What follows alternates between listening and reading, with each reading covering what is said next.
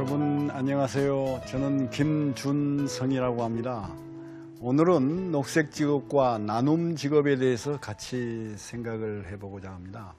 녹색직업 이야기하니까 환경운동가인 데니서가 생각이 나네요. 이 데니서라고 하는 이 청년은요 11세 때 환경에 대해서 관심을 가졌습니다. 그래서 전통 숲을 보호하자, 모피옷을 입지 말자, 모피옷을 하나 만드는데 동물들이 희생이 있다. 그래서 모피옷을 입지 말자.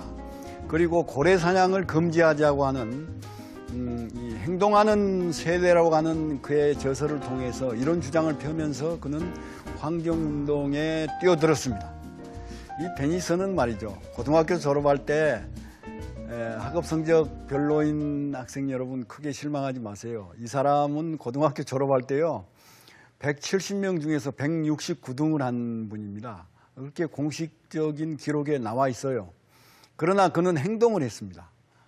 행동을 해서 환경운동을 바로 한 거죠. 11세 때 문제의식을 갖고 12세 때는 본격적으로 활동을 한 겁니다. 행동을 했던 겁니다. 행동을 했고. 또 하나는 데니서가 환경운동가로 지금 23세가 됐습니다마는 성장하고 성공한 이면에는요.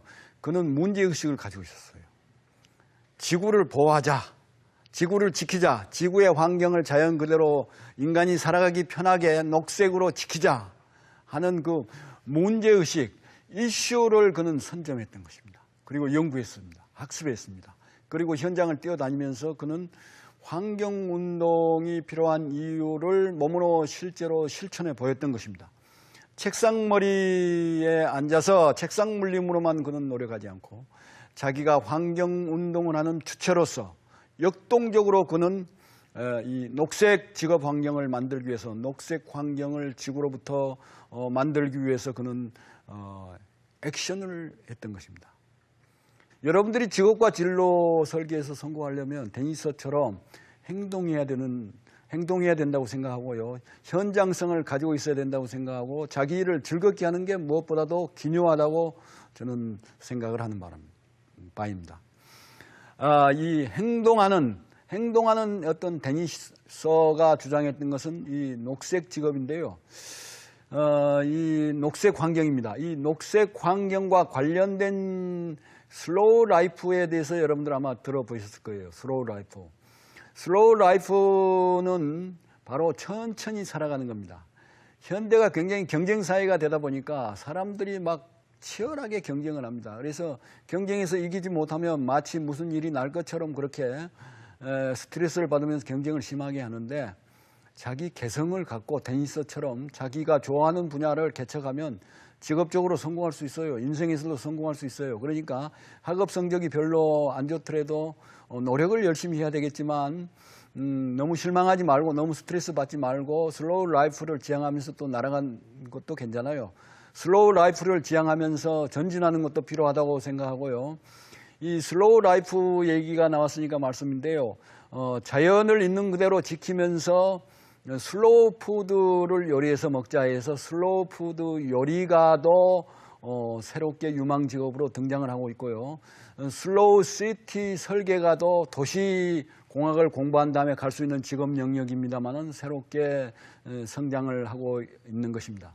이 녹색 직업은 이처럼 여러 가지 이 라이프 사이클과 연관되면서 이 기상이변, 지구촌의 환경들과 연관되면서 이렇게 다양하게 나타나고 있는데요. 그러면 이 녹색 직업이 뜨는 이유가 무엇입니까? 녹색 직업이 뜨는 이유는 공해를 덜 배출하면서 일하기 때문이죠. 또 산업이 성장하는 과정에서 이제 사람들은 자연 생태를 그대로 유지하기를 원하는 것입니다. 그래서 녹색 직업이 뜨게 됩니다.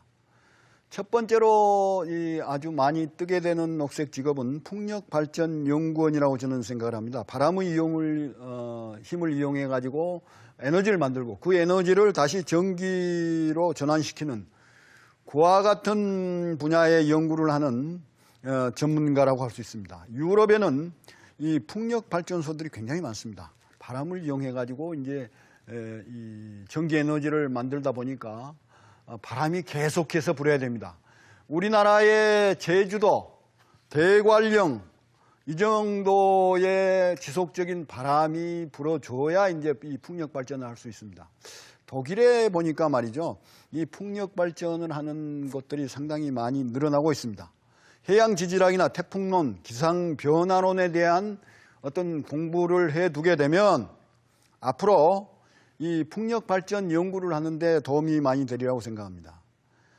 풍력 발전에는 그 날개, 이렇게 바람개비처럼 돌아가는, 여러분들이 풍력 발전소의 날개를 보셨을 겁니다. 꼭 바람개비처럼 닮았지는 않습니다만은 이와 같은 그 날개, 또 변속 장치 그리고 발전기가 필요합니다. 그러니까 날개와 변속 장치와 발전기가 필요한데요. 실제로 풍력 발전소에 가 보니까 기계공학과나 전기과, 전자과를 전공한 사람들이 의외로 상당히 많습니다. 에너지 변환 작업을 하면서 날개나 변속 장치나 발전기에 들어가는 여러 가지 과학적인 연구를 하기 때문이죠.